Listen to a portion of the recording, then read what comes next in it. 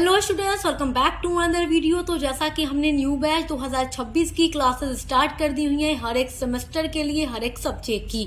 तो जो भी हमारे स्टूडेंट्स बीए फर्स्ट ईयर के फर्स्ट सेमेस्टर में एडमिशन ले चुके हैं 2026 में, तो उनके लिए आज की ये क्लास है जिन्होंने ancient and early medieval India subject को अपने मेजर या माइनर सब्जेक्ट के रूप में चुना है।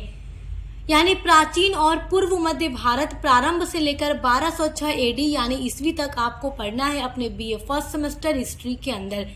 देखिए, हिस्ट्री में दो तरह का है, एक हिस्ट्री है और एक एंशिएंट हिस्ट्री है यानी प्राचीन इतिहास। तो जिन बच्चों ने प्राचीन इतिहास ले रखा है उनके लिए अलग सिलेबस है, हिस्ट्री वाले बच्चों के लिए अलग सिलेबस है। दोनों सिलेबस हम चैनल पर डिस्कस कर चुके हैं, दोनों की क्लासेस स्टार्ट कर चुके हैं। चलिए आज पढ़ते हैं ancient and early medieval India का यूनिट नंबर 1। यूनिट नंबर 1 में सबसे पहले तो आपको ये जानना होगा कि इतिहास क्या है, इसकी शुरुआत कहाँ से होती है और इसकी जानकारी हमें कहाँ से मिलती है। इन सब चीजों के बारे में आपको जानना होगा। तो जब भी बात आती है इतिहास की, इतिहास क्या है, तो इतिहास जिसको इंग्लिश में हिस्ट्री कहते हैं, ये दो शब्दों से मिलकर बना होता है, इति प्लस हास। इति का मतलब होता है अतीत, हास का मतलब होता है घटना यानी अतीत की घटना या अतीत की कहानी। तो इतिहास विषय एक ऐसा विषय होता है जिसमें हम गुजरी हुई चीजों के बारे में जानकारी प्राप्त करते हैं या बीते हुए कल के बारे में अध्ययन करते हैं। इतिहास एक ऐसा सब्जेक्ट है जिसमें हमें प्रेजेंट टाइम या फ्यूचर के बारे में कोई जानकारी नहीं मिलती। इतिहास में हमेशा हमें अतीत के बारे में जानकारी प्राप्त होती है। जो कुछ गुजर चुका हो, जो कुछ हो चुका हो, उसी का अध्ययन हम हिस्ट्री के अंदर करते हैं। तो इतिहास पढ़ने वाले छात्रों के लिए सबसे पहले तो यही जानना जरूरी है कि इतिहास का सीधा सा अर्थ क्या होता है। इति प्लस हास, इति मतलब अतीत, हास मतलब घटना, अतीत की घटना का अध्ययन करने वाला विषय इतिहास। एक यहाँ पर डेफिनेशन लिखी गई है इतिहास के लिए, देख लेते हैं। इतिहास मानव जीवन की सभ्यता तथा संस्कृति की उत्पत्ति एवं विकास की प्रक्रियाओं का विवरण प्रस्तुत करने वाला शास्त्र है। इतिहास जो है एक ऐसा विषय है जो मानव जीवन यानी मनुष्यों के जीवन की जो भी सभ्यता है, सिविलाइजेशन है, और जो भी संस्कृति है यानी कल्चर है, उनकी उत्पत्ति कैसे हुई, सब कुछ कैसे डेवलप हुआ, कैसे इनका विकास हुआ, उसकी पूरी क्या प्रक्रिया है, पूरा क्या प्रोसेस है, कैसे एकदम पूरा पाषाण काल से लेकर आज हम आधुनिक युग में आए हुए हैं, इसका पूरा अध्ययन करने वाला विषय जो है इतिहास है। तो जब भी आप हिस्ट्री पढ़ने की शुरुआत करते हैं तो आप पूरा पाषाण काल से ही शुरू करते हैं, जो सबसे प्राचीन समय है। तो उन सभी का विवरण देने वाला जो विषय है, जो शास्त्र है, वो इतिहास है। छोटी सी आसान सी डेफिनेशन है, याद जरूर रखिएगा, एग्जाम में लिख कर ही आइएगा। एग्जाम में एक छोटा सा प्रश्न पूछ लेता है, छोटा सा है मगर इम्पोर्टेंट है, कि इतिहास का पिता किसे कहा जाता है, फादर ऑफ हिस्ट्री कौन है। तो ये है हीरोडोटस। हीरोडोटस को हिस्ट्री का फादर कहा जाता है और इनकी एक बुक है जो कि बहुत ही फेमस है, हिस्टोरिका। तो बुक का नाम भी याद रखिएगा, कभी कभी एग्जाम में पूछ लेता है मल्टीपल चॉइस टाइप क्वेश्चन में, एमसीक्यू में, हिस्टोरिका के लेखक कौन है, तो हीरोडोटस है। पूछ लेता है इतिहास का पिता कौन है, तो हीरोडोटस है, नाम याद रखिएगा। अब बात करते हैं बीसी यानी ईसा पूर्व और एडी यानी ईस्वी की। देखिए, जब आप हिस्ट्री पढ़ते हैं तो आप अक्सर लिखा हुआ देखते हैं 400 ईसा पूर्व, 520 ईसा पूर्व, 1000 ईसा पूर्व या 1000 ईस्वी, 400 ईस्वी, इस तरीके से आप लिखा हुआ देखते हैं। अब आप कंफ्यूज हो जाते हैं, ईसा पूर्व क्या है, ईस्वी क्या है। यानी ईसा पूर्व को इंग्लिश में बीसी कहते हैं और ईस्वी को इंग्लिश में एडी कहते हैं। तो हर हिस्ट्री पढ़ने वाले बच्चों के लिए ये जानना सबसे जरूरी है। बेसिक सी जो चीजें होती हैं वो स्टार्ट में ही मैं आपको इस वीडियो में बता रही हूँ, ताकि आगे जब आपको ये सारी चीजें मिले तो आपके दिमाग में कोई भी डाउट ना आए, कोई भी आपके लिए कंफ्यूजन बची न रहे। तो जो बेसिक सी चीजें होंगी छात्रों के लिए वो मैं यहाँ पर डिस्कस कर रही हूँ। आपने अक्सर लिखा हुआ देखा होगा 1000 ईसा पूर्व से लेकर 400 ईसा पूर्व तक। तो क्या कभी आपके मन में ये ख्याल आया है कि क्यों बड़ी गिनती से हम छोटी गिनती की तरफ बढ़ते हैं? आखिर 1000 ईसा पूर्व से लेकर 400 ईसा पूर्व क्यों देता है? बहुत बार आपने हिस्ट्री में कुछ लोगों के जन्म के बारे में देखा होगा कि इनका जन्म 1000 ईसा पूर्व में हुआ था और मृत्यु 400 ईसा पूर्व में हुई। तो क्या आपके मन में ख्याल आया कि 1000 ईसा पूर्व में पैदा हुए और मृत्यु 400 ईसा पूर्व में, बल्कि 400 ईसा पूर्व तो पहले होना चाहिए और 1000 ईसा पूर्व बाद में। तो ऐसा क्यों होता है? और आपने ईस्वी को हमेशा बढ़ते हुए क्रम में देखा होगा कि 2001 से लेकर 2025 तक या 2001 से 2002, 2003 इस तरीके से। तो यही चीजें यहाँ पर मैं आपकी क्लियर करने वाली हूँ। देखिए, बीसी को हिंदी में ईसा पूर्व कहते हैं और इंग्लिश में बिफोर क्राइस्ट कहते हैं, और एडी को हिंदी में ईस्वी कहते हैं और इंग्लिश में इसका फुल फॉर्म है एनो डोमिनी। देखिए, ईसा पूर्व यानी ईसा से पूर्व, ईसा मसीह का जब जन्म नहीं हुआ था तो उससे पहले के साल को दर्शाने के लिए ईसा पूर्व का प्रयोग किया जाता है, बीसी का प्रयोग किया जाता है। और जब ईसा मसीह का जन्म हो गया तो उसके बाद जब भी किसी साल को दर्शाया जाता है तो उसको ईस्वी से दर्शाया जाता है, एडी से दर्शाया जाता है। तो मेरे पेन पर ध्यान दीजिए, पेन जिधर जिधर करूंगी आपको यही देखना होगा, क्योंकि तभी आप समझेंगे। बीच में एक लाइन है, मान लो इसी लाइन के करीब, इसी ईयर के करीब जन्म हुआ ईसा मसीह का, तो ईसा मसीह के जन्म से पहले के जितने भी ये काल रहे होंगे इनको हमेशा ईसा पूर्व से दर्शाया जाएगा और बीसी से दर्शाया जाएगा, और ये हमेशा घटते हुए क्रम में चलेगा। जितना बड़ा नंबर उतना पुराना साल, यानी कि अगर लिखा रहे 1000 ईसा पूर्व से लेकर 400 ईसा पूर्व तक, तो 400 ईसा पूर्व नया है और 1000 ईसा पूर्व बहुत पुराना है। समझ में आया? अब यहाँ ईसा मसीह का जन्म हो गया तो इनके जन्म के बाद साल को दर्शाने के लिए ईस्वी का प्रयोग किया जाने लगा। तो अगर मान लीजिए ईसा मसीह का जन्म हो गया, ठीक है, एग्जाम्पल के लिए समझा रही हूँ, 1000 ईस्वी, तो अब यहाँ से 1000 ईस्वी से लेकर 1001 ईस्वी, 1002 ईस्वी, 1003 ईस्वी इस तरीके से चलने लगा। तो हम 2000 ईस्वी, 2001, 2002, 2003 इस तरीके से चलने लगा, आगे बढ़ते हुए क्रम में चलने लगा। और ईसा मसीह के जन्म से पहले का साल हमेशा घटते हुए क्रम में चलता था, जैसे कि 400 ईसा पूर्व से लेकर 200 ईसा पूर्व तक। पैदा हुए 400 ईसा पूर्व में तो मर गए 200 ईसा पूर्व में, तो 400 ईसा पूर्व पुराना साल, 200 ईसा पूर्व नया साल। जितना छोटा साल उतना नया साल, जितना लंबा नंबर होगा उतना पुराना साल होगा। और जबकि ईस्वी में क्या होता है, जितना छोटा नंबर उतना पुराना साल। जैसे इसमें क्या होता है, अगर आप 1000 ईस्वी की बात करें तो वो आपके लिए बहुत पहले की बात है। 2014 की अगर बात करें या 2000 की बात करें तो ये हमारे लिए नया है। तो वही चीज है, समझ में आ गया? तो ये याद रखिएगा कि ईसा मसीह के जन्म के पहले के साल को दर्शाने के लिए बीसी का यूज यानी ईसा पूर्व का यूज करते हैं, जो हमेशा घटते हुए क्रम में चलता है।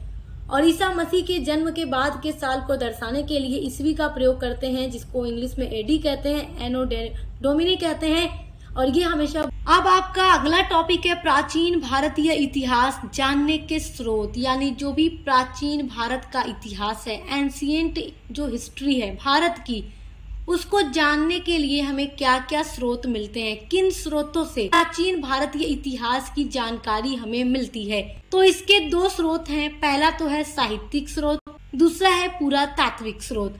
साहित्यिक स्रोत की बात करें, जो ग्रंथ है, जो बुक है, उसकी बात हो रही है।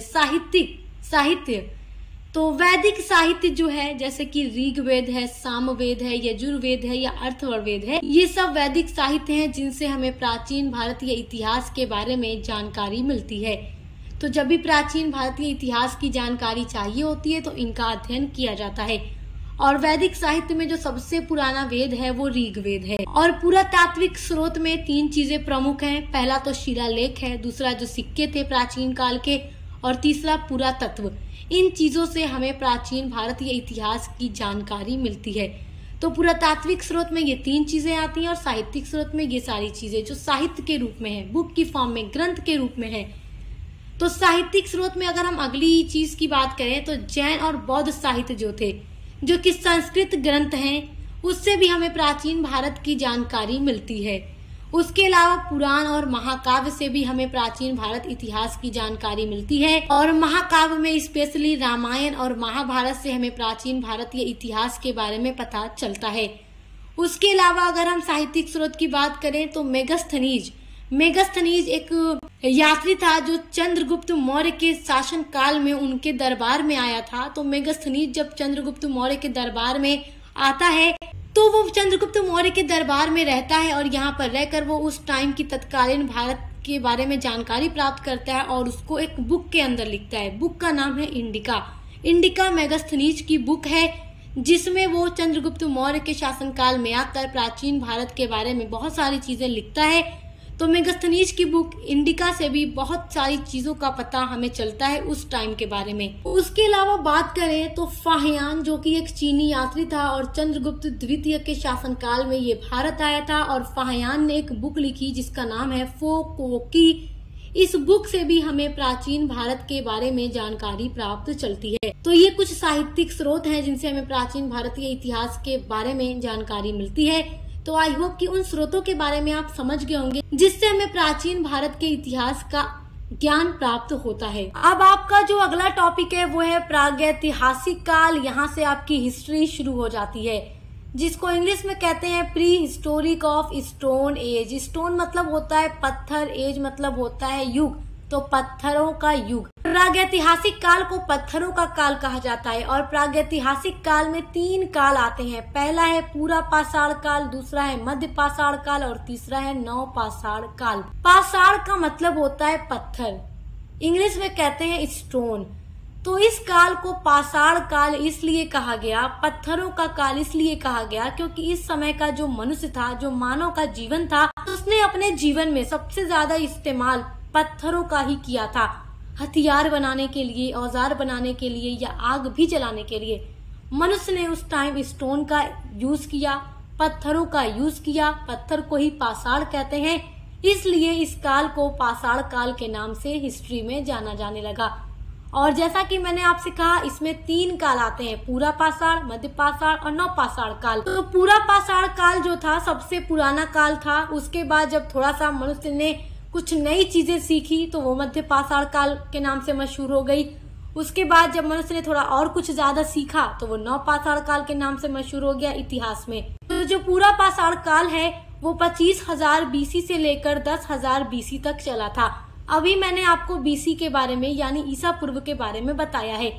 BC को ही हिंदी में ईसा पूर्व कहते हैं। तो मैंने आपसे कहा है ये हमेशा घटते हुए क्रम में चलेगा, जितना बड़ा नंबर होगा उतना पुराना साल होगा। तो 25,000 बड़ा नंबर है, 10,000 छोटा नंबर है। तो 25,000 से लेकर के 10,000 BC तक चला था पूरा पाषाण काल। उसके बाद मध्य पाषाण काल शुरू होता है जो 9,000 BC से लेकर 4,000 BC तक चलता है। उसके बाद तीसरा काल आता है नव पाषाण काल जो 4,000 से लेकर के 1,000 BC तक चलता है। अब ये तो समझ में आ गया कि इसकी समय अवधि कितनी थी, कब से कब तक कौन सा काल चला था और इसको आखिर पाषाण काल नाम क्यों दिया गया, ये भी आप समझ गए होंगे। आगे अब तीनों काल के बारे में अलग अलग अध्ययन करते हैं और तीनों कालों के बारे में ये जानते हैं कि उस समय के मनुष्य का जीवन कैसा था और वो किन चीजों पर सबसे ज्यादा निर्भर था, वो अपना जीवन किस तरीके से गुजारता था। सबसे पहले हम पूरा पाषाण काल के बारे में पढ़ते हैं।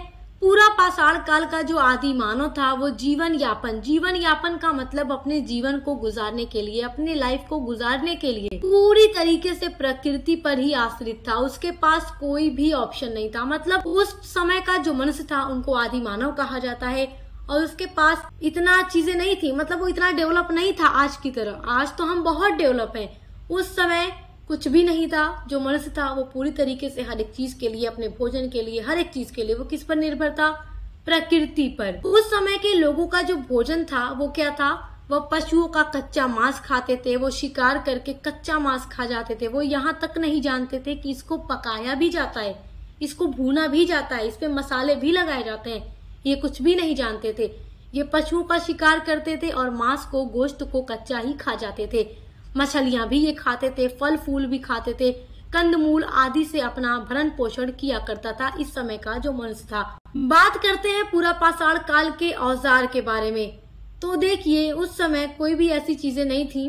घर तो लोगों के पास रहता ही नहीं था। आज के टाइम में सभी के पास पक्का मकान है, सर के ऊपर छत है जिसमें मनुष्य रहता है। आंधी तूफान, बारिश, जंगली पशुओं, हर एक चीज से उसकी रक्षा होती है, अपने घर में रहता है। उस समय मनुष्य के पास रहने के लिए घर नहीं थे, वो पेड़ों पर या गुफाओं में रहा करता था, तो जंगलों में रहा करता था। तो अपने रक्षा के लिए पशुओं से वो औजार बनाता था और औजार बनाने के लिए उसने पत्थरों का प्रयोग किया। पत्थरों से उसने औजार बनाना शुरू कर दिया जिनको वो अपने पास रखता था और जंगली पशुओं से वो अपनी रक्षा करता था। बात करें अगर पूरा पाषाण काल के लोगों के वस्त्र यानी कपड़ों के बारे में, तो वर्षा से या धूप से या ठंड से बचने के लिए पूरा पाषाण काल का आदि मानव अपने शरीर पर वृक्षों के पत्तों और झालों का प्रयोग करता था। धीरे धीरे वो ये भी जान गया कि पशुओं की खालों को भी वस्त्र के रूप में प्रयोग किया जा सकता है। तो जब वो शिकार करते थे तो पशुओं की खालों से वस्त्र बनाकर उसको प्रयोग करने लगे। उसने हड्डियों की सुइयों से खाल के वस्त्रों को सीलकर पहनना भी सीख लिया था।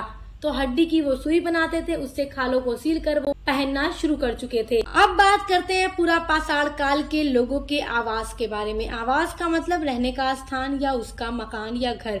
देखिए, पूरा पाषाण कालीन आदि मानव जलाशयों के किनारे, खुले आसमान के नीचे, वृक्षों पर रहता था या गुफाओं में रहता था। गुफाएं जो थी वही उसकी समझिए की आवास थी, वही उनका ठिकाना था। बात करते हैं अग्नि के आविष्कार की। तो पूरा पाषाण काल में सबसे ज्यादा जो महत्वपूर्ण चीज मानी जाती है वो अग्नि का आविष्कार है। पूरा पाषाण काल के मानव ने आग का आविष्कार किया। तो पत्थरों को जब उन्होंने आपस में रगड़ा तो चिंगारी निकली, जिससे आग जल गई। तो पूरा पाषाण कालीन मानव की जो क्रांतिकारी उपलब्धि थी वो आग की खोज थी। आग के उपयोग ने आदि मानव के जीवन में आश्चर्यजनक परिवर्तन कर दिए थे और आग की खोज ने पूरा पाषाण काल के आदि मानव के जीवन के रहन सहन को भी आसान बना दिया और उनकी सभ्यता और संस्कृति का भी विकास धीरे धीरे होने लगा। देखिए, आग की खोज से इस समय के मानव को कई सारे फायदे हुए। पहला फायदा तो ये था कि आग का जब उन्हें पता चला कि आग भी जलाई जा सकती है तो आग जलाकर उन्होंने मांस को भूनकर खाना शुरू कर दिया। तो उन्हें वो ज्यादा स्वादिष्ट लगा और उन्हें ऐसा लगा कि भुना हुआ भोजन आसानी से पच जाता है, क्योंकि इससे पहले तो वो कच्चा भोजन ही खा लिया करता था। दूसरा फायदा मनुष्यों को ये मिला कि जंगली जो जानवर होते थे उनको डराने के लिए उन्होंने अपनी गुफाओं में आग जलाना शुरू कर दिया और रात के पहर वो आग जला दिया करते थे, जिससे जंगली जानवर वहां आया नहीं करते थे, क्योंकि ये अभी नई नई खोज थी इसके बारे में, तो उन्हें कुछ पता ही नहीं। तो जिससे वो अपनी जंगली जानवरों से हिफाजत भी कर लिया करते थे। अब बात करते हैं मध्य पाषाण काल के बारे में। मध्य पाषाण युग तक पहुंचते पहुंचते आदि मानव कुशल एवं शक्तिशाली आखेटक बन चुका था। उसके औजार तथा हथियार पहले की अपेक्षा अधिक उपयोगी और संहारक बन चुके थे, क्योंकि जब पहले वो पत्थरों के हथियार या औजार बनाता था तो वो उतने सुडौल या नुकीले नहीं होते थे, लेकिन धीरे धीरे उन्होंने अच्छे औजार बनाना भी शुरू कर दिए। इस काल के औजार तथा हथियार छोटे छोटे तथा नुकीले होते थे, जिन्हें लघु अश्म कहा जाता था। इस काल का मानव जो है कुल्हाड़ी, बर्छी, छुरा, छैनी, सुई तथा सीलबट्टा आदि का प्रयोग करने लगा था। तो इस तरीके से आप देख सकते हैं धीरे धीरे आदि मानव डेवलप होता चला जा रहा था। बात करते हैं अब मध्य पाषाण काल के लोगों के भोजन के बारे में। देखिए, मध्यकालीन पाषाण युग का जो आदि मानव था खाद्य संग्रहण के साथ साथ पशुओं के आखेट पर अधिक ध्यान देने लगा था। तो वनों में स्वतः उगने वाले अनाज के दानों को सील बट्टे पर पीस कर अब खाने लगा था, क्योंकि उसने सील बट्टे का भी आविष्कार कर लिया था।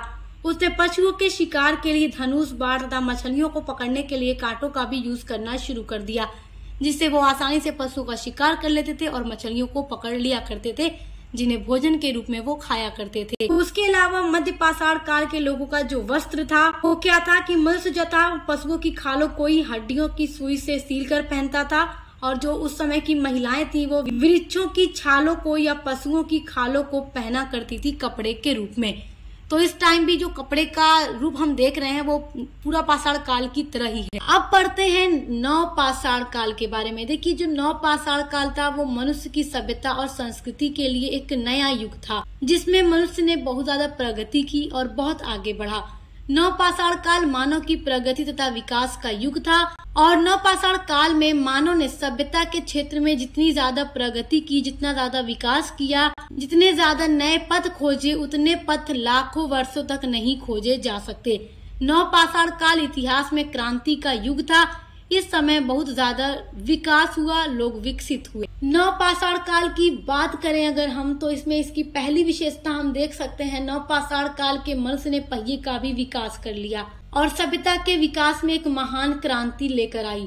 दूसरी विशेषता हम बात करें तो मानव ने सूत काट कर कपड़ा बनाना भी सीख लिया और वस्त्रों को सिलना भी सीख चुका था। जहां अभी तक वो मध्य पाषाण काल और पूरा पाषाण काल में पेड़ों की छालों को और पशुओं की खालों को वस्त्र के रूप में पहनता था, नव पाषाण काल आते आते उसने सूत काट कर कपड़ा बनाना भी सीख लिया और उनको सीलना और पहनना भी सीख चुका था। नवपाषाण काल का जो मानव था उसने अब श्रृंगार में भी रुचि लेने लगा और अभी तक जो श्रृंगार के बारे में कुछ जानता नहीं था, इस समय में आते आते उसने श्रृंगार करना भी शुरू कर दिया। नवपाषाण काल के मानव ने पशुओं को अपना हितैषी समझा और अब उन्हें पालना भी शुरू कर दिया। देखिए, जो नवपाषाण काल के मानव थे वो भोजन के लिए अभी तक प्रकृति पर निर्भर थे, लेकिन नवपाषाण काल में आते आते भोजन के लिए प्रकृति पर निर्भरता उन्होंने छोड़ दी और स्वयं उत्पादक बन गया और वो अब चीजों को उगाने लगा। अब वह भोजन स्वयं उगाकर उसे भविष्य के लिए सुरक्षित रखने में भी सक्षम बन चुका था।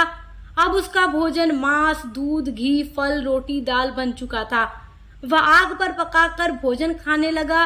वह भरपेट भोजन करता था तथा भविष्य के लिए भोजन का संग्रह करके भी रखता था और अब वो पशुओं को पाल कर भी उसके दूध से घी भी निकालने लगा, दूध भी पीने लगा। तो इस तरीके से नवपाषाण काल में बहुत कुछ बदलाव आए, बहुत ज्यादा क्रांति हुई। सबसे बड़ी चीज तो ये थी कि जहाँ तक अभी मध्य पाषाण काल या पूरा पाषाण काल में मानव घुमक्कड़ जीवन जीता था, इधर उधर रहकर जीवन अपना गुजारता था, लेकिन नवपाषाण काल आते आते घुमक्कड़ जीवन पर मनुष्य ने रोक लगा दी और अब अस्थायी बस्तियां बनाकर वह रहने लगे थे।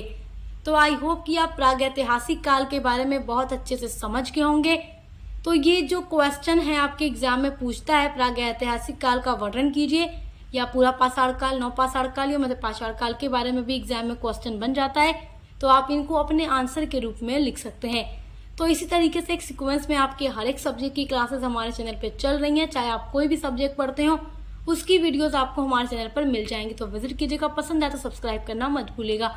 अब मिलते हैं अगली वीडियो के साथ।